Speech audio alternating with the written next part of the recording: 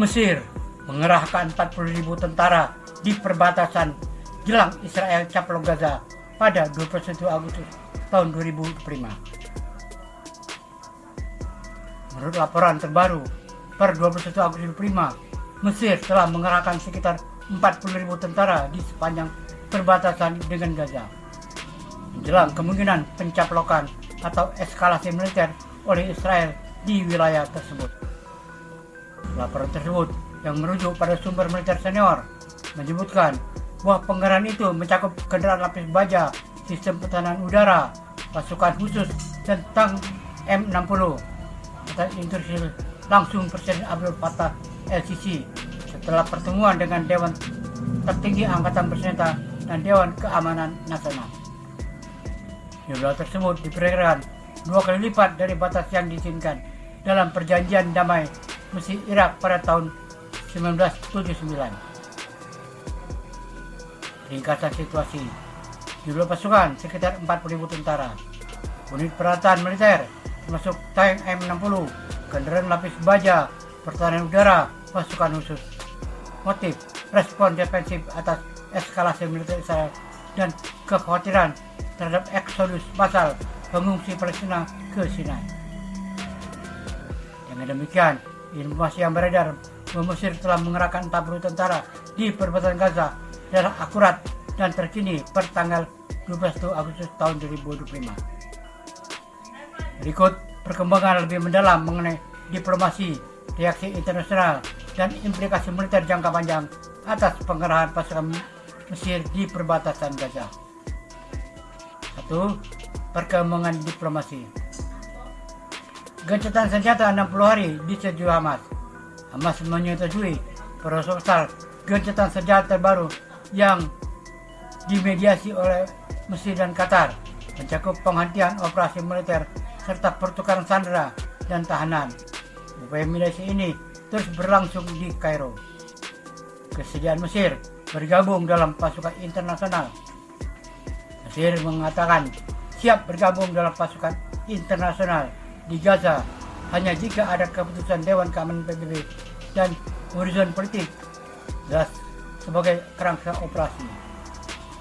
Dukungan Palestina terhadap peran Mesir dan Yordania. Kedutaan Besar Palestina di Jakarta menyebut Mesir dan Yordania sebagai pintu gerbang utama bantuan kemanusiaan internasional ke Gaza dan tetap berkomitmen atas tanggung jawab mereka. 2. Reaksi internasional. Negara-negara menarik duta besar dan memecat hubungan diplomatik. Beberapa negara seperti Yordania, Bahrain, Turki, dan beberapa negara Amerika Latin serta Afrika telah menarik duta besar atau memutuskan hubungan diplomatik sebagai respon atas krisis kemanusiaan di Gaza. Kritik dari Uni Eropa terhadap operasi militer di Rafah. Operasi Israel di Rafah mendapat kecaman dari para pemimpin Uni Eropa yang menyebutnya mengkhawatirkan, menyoroti potensi konsekuensi kemanusiaan yang lebih berat. Inggris menunda negosiasi perdagangan bebas dengan Israel pada Mei tahun 2005. Inggris menghentikan perdagangan sebagai bentuk protes atas tindakan militer Israel di Gaza. Resiko eskalasi regional. Iran memperingatkan kemungkinan membuka front baru jika ofensif darat Israel di Gaza terus berlanjut. Juga, Menteri Luar Negeri Mesir menyuarakan kekhawatiran eskalasi konflik menjadi perang regional habis-habisan serta dampaknya terhadap proses gencatan senjata. 3. Implikasi jangka panjang. Kesiapan militer tinggi dan legitimasi nasional. Pengerahan militer Mesir di Sinai bukan tindakan impulsif, tetapi bagian dari upaya peningkatan kesiapsiagaan sesuai ancaman aktual. Mesir menegaskan hal ini sebagai hak berdaulat untuk menjaga stabilitas internal dan keamanan di Sinai. Ketegangan hubungan Mesir dan Israel. Israel yang menguasai sisi Palestina dari perbatasan Rafah tanpa pemberituan memicu kemarahan Mesir dan memperburuk hubungan bilateral. Perjanjian Camp David tahun 1999 menekankan tidak boleh ada pasukan pendudukan Israel di Gaza atau di tepi barat. Ketegangan ini bisa memicu konflik jika dilanggar. Penolakan terhadap pemindahan paksa warga Gaza. Mesir menolak upaya pemindahan paksa warga Gaza oleh Israel dan mengutuk penghancuran infrastruktur vital seperti rumah sakit yang bagian dari upaya penggusur warga Palestina.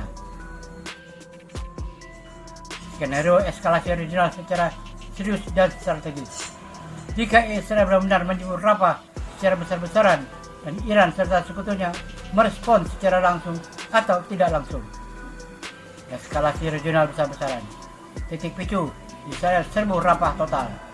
Jika Israel melancarkan ofensif penuh ke Rafah, itu bisa berarti pendudukan penuh Gaza melampaui operasi militer terbatas. Korban sipil akan semakin tinggi karena Rafah padat dengan menjadi tempat pengungsian warga Gaza.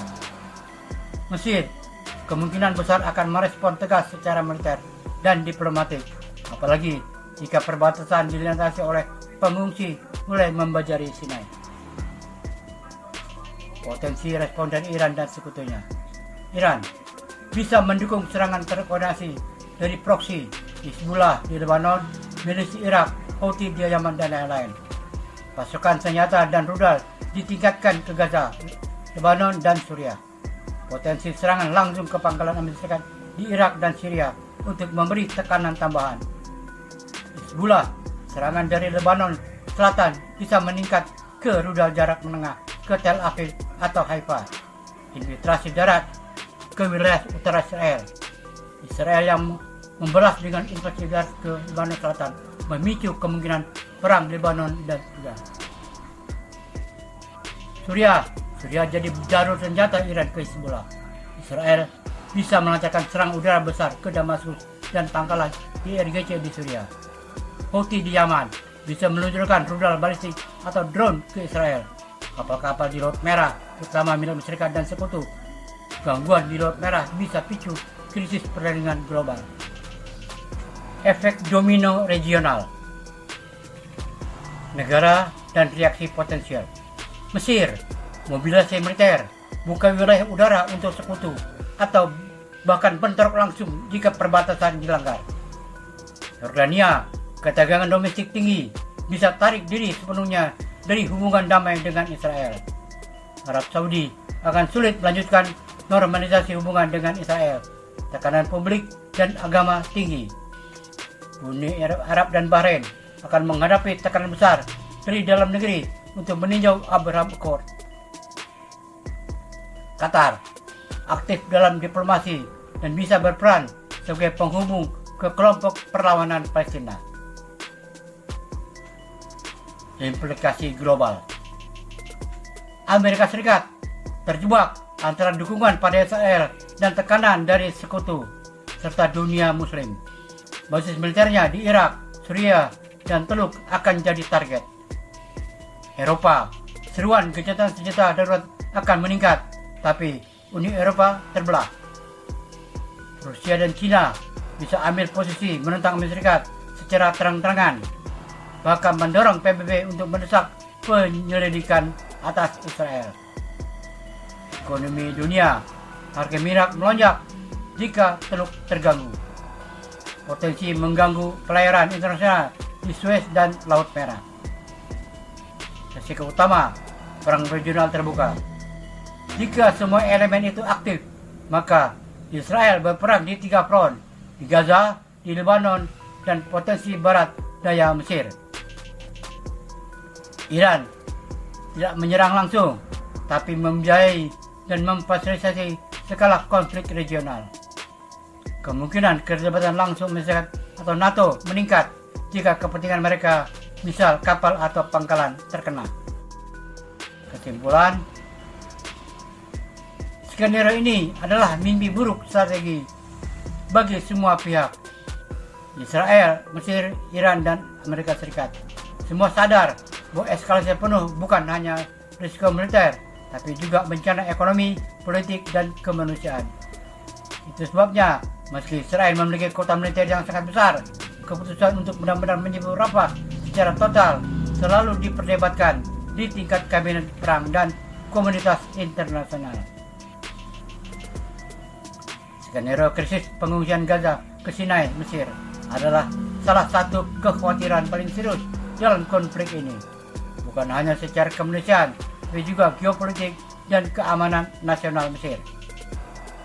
Skenario penduduk Gaza terusir massal ke Sinai.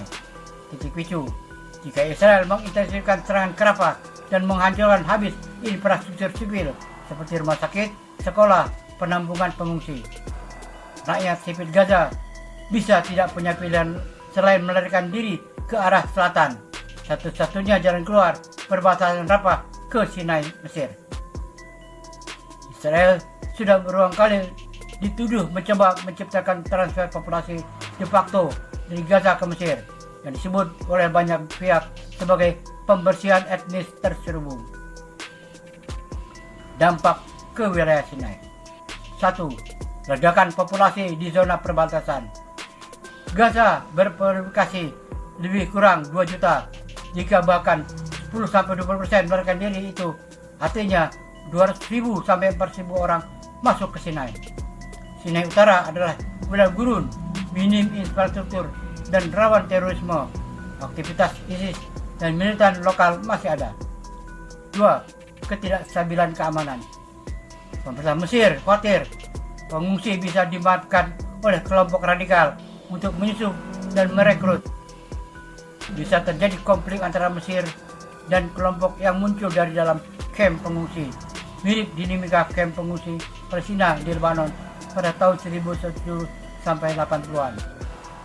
Tantangan logistik dan kemanusiaan. Membuka perbatasan berarti Mesir harus mengelola tenda-tenda darurat, air bersih, makanan, sanitasi, rumah sakit, lapangan, dan tanpa kesiapan.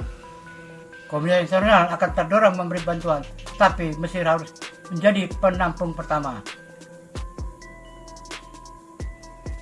Sikap tegas Mesir sejauh ini. Pernyataan resmi, Presiden Abdel Fattah el-Sisi menolak pemindahan paksa warga Gaza, menyebutnya garis merah nasional. Menlu Mesir Saleh Shoiki menyebut pemindahan akan menghapus Palestina dari peta dan merusak proses dua negara. Media dan tokoh militer Mesir menyebut rencana Israel tersebut sebagai pembukaan front eksistensial terhadap Mesir. Mesir bahkan memperkuat brigade pagar baja dan mendirikan zona penyangga untuk mencegah pengungsi masuk. Dinamika internasional, tekanan Barat, Muscat dan Uni Eropa disebut dalam beberapa bocoran dokumen menyarankan Mesir menerima pengungsi sementara. Ada wacana pengucuran miliaran dolar bantuan jika Mesir setuju, tapi Kairo menolak keras karena sementara bisa jadi permanen berdasarkan sejarah pengungsian Palestina. Bisa menjadi presiden pengusiran massal dan legalisasi pembersihan etnis. Sikap negara Arab lain, Arab Saudi dan Yordania mendukung posisi Mesir dan menentang pemindahan paksa. Negara Teluk lebih memilih peningkatan bantuan kemanusiaan di dalam Gaza, bukan evakuasi keluar Gaza. Potensi risiko jangka panjang di skala besar Mesir. Beban ekonomi dan ancaman terorisme di Sinai bisa mengguncang stabilitas domestik, meningkatkan ketegangan antara pemerintah dan rakyat Mesir yang simpatik pada Palestina. 2. Kematian solusi dua negara. Jika sebagian besar warga Gaza keluar dari Gaza, maka tidak ada wilayah tersisa untuk negara Palestina. Israel bisa mengklaim kemenangan demografis. Presiden internasional berbahaya, dapat melegitimasi pemindahan paksa di konflik lain seperti Suriah, Myanmar, atau bahkan di masa depan di tepi barat. Penutup, jika krisis pengungsian Gaza ke Sinai terjadi, itu bukan sekedar bencana kemanusiaan, tapi momen sejarah yang bisa mengakhiri sejarah de facto eksistensi Gaza sebagai entitas Palestina, sekaligus menciptakan kegegangan geopolitik permanen di Mesir dan di kawasan.